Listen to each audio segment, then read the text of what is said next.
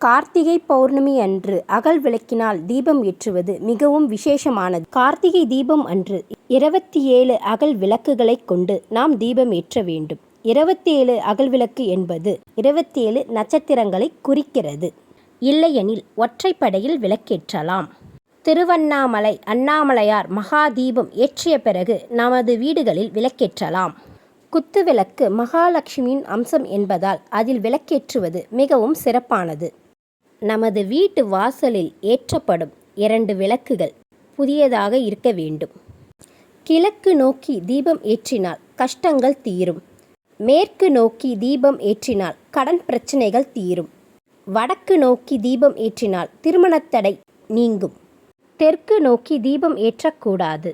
கார்த்திகை தீபம் அன்று வீடு முழுவதும் விளக்கேற்றி வழிபடுவதால் சிவபெருமான் அருளுடன் மகாலட்சுமியின் அருளும் சேர்ந்து கிடைக்கும்.